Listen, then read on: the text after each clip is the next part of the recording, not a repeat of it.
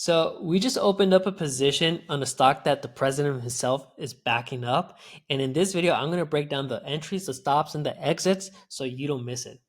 Okay, so before I do that, let me share with you the stats for the day. Okay, so Friday's close, we ended up with a 77% year-to-date performance. I believe that's an all-time new high. And okay, that's pretty much it. Let's just get straight into business, and you can mark these levels. Make sure you have your charting tool open so you can mark these levels and you know what the levels are. Okay, and again, if you want to stay up to date with like what's happening during market hours, I'll put a link in the description so you could join the Telegram group, because I'm always updating the levels and sharing the new updates with like the targets and the stops and so on and so on. Okay, so here's the game plan. The stock is INTC, Intel Corporation. Okay, and I'm actually going to share with you something that I shared within the group here. I just posted recently, but this has been all over Twitter. This is the president tweeting out, or I think it might be in his own app, Truth or whatever it's called, Social Truth. Something about Intel. So he said, I pay zero for Intel. It's worth approximately $11 billion. All goes to the USA. And why are stupid people unhappy with that? I'm just going to skip to the good stuff. He says, I love seeing their stock price go up, making the USA richer and richer. If you don't know, like, he is literally backing INTC up. And when he's backing something up and then the government takes a 10% stake in it to back that up, let me tell you, like, this is something you definitely want to get into in the long run. Okay, so let's break down the levels here. I'm going to actually go to Gextron here. Gextron is the tool that we use to figure out where the entries are, when to know when it's bullish, when to know what resistance and support levels can be, supporting the trade, or maybe just pushing against us, and what are the price targets. Okay, so right here, if we take a look at my chart right here, I have P-Trans here marked as level 24. 24 is what we call P-Trans. P-Trans is just a fancy way of or an acronym of saying, like, this is where bullish sentiment begins. And you can see here, because we are above it, it's actually call dominated. Gextron is telling us that it's call dominated, which is good. And so the way we find P-Trans here within Gextron is that it's the first positive bar, and the next three to the right have to be positive. I'm going to show you an example of what's not P-Trans. You can see here 22, 23, and they're not P-Trans because the next bars next to it are negative. 23, and then this negative bar, right? So that's not P-Trans. P-Trans is actually 24 because the next three are positive, 1, 2, 3. So really easy, right? And so what I do is I just grab these levels and I do a horizontal line on TradingView, and then I just say P-Trans, perfect. And I can visually see, okay, as long as price action is above P-Trans, we are still call dominated. It's having a pullback because it's actually facing some really big resistance zones, okay? And so you can see here, the way we figure out resistance zones inside Gextron is that they're just tall bars, like really tall bars. So you can see it's not so much 27 or 28, it's more like 25, 26, and then 30, right? These are really tall bars. These are somewhat tall, but the taller the bars, the bigger the resistance, okay? We do have some resistance here. You can say 27 and 28 are like somewhat of resistance, just not as strong as of right now. This will always change throughout the day because Gextron is always getting every transaction from the option market and then recalculating. So we're never behind. It's always dynamic and looking forward. But these are the levels as of right now. So if you want to mark these levels, 24, 25, 26, and 30, that's it.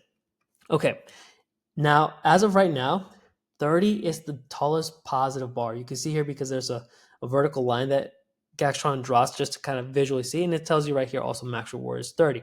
So what this tells us is that this is the tallest bar in this chart, so the biggest level of resistance, but also 25 and 26, they're not that far away, making it very tough resistance zones. And actually, these levels have stayed the same since Friday, since we got into the position, which you can see here, we hit 25 again, and then we hit close to 26, and also now we are rejecting, right? So here's the game plan. We got in because it's above P-Trans, and as long as it's above P-Trans, we will stay in the position until it's not above P-Trans. It's just that simple, right? If we hold above these levels, above P-trends, I will double down on my position. But we have to have bullish momentum on the daily time frame and then even on the weekly time frame, because this is, I did draw this out.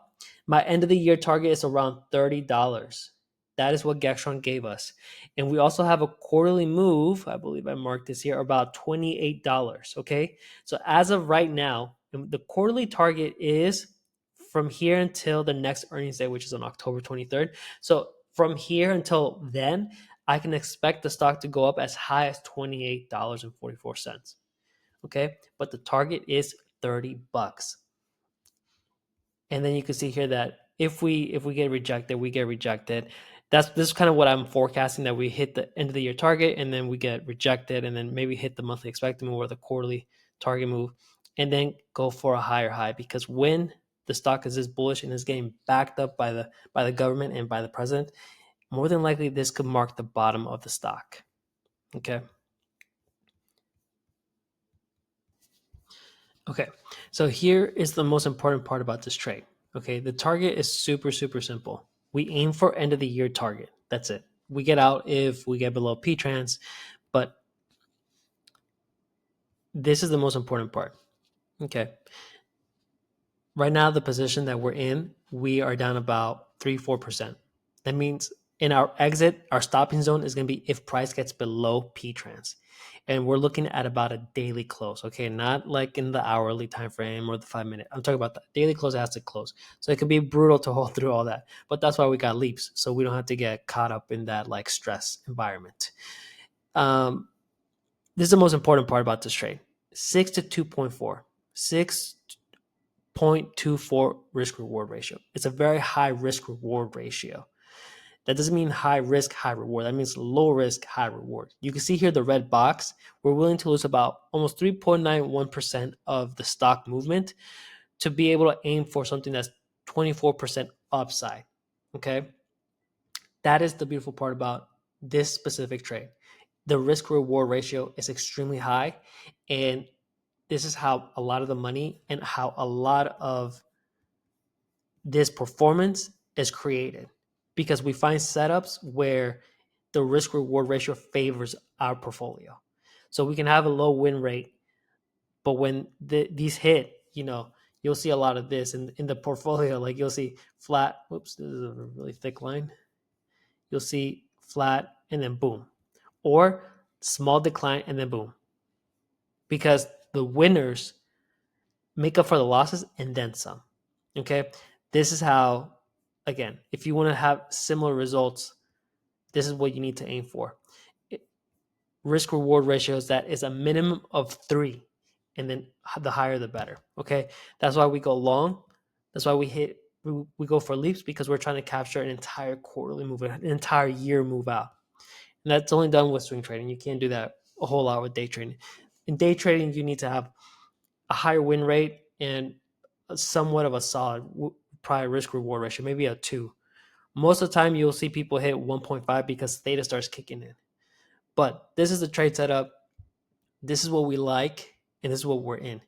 January 30, the $30 strike, January of 2027. And if P-trans does hold, we will double down. That's it. If you have any questions about this, or you want to see us trade this in real time, I'll put a couple of links in the description box. If you have any questions, put them in the comments down below, and I will answer them next video. Peace.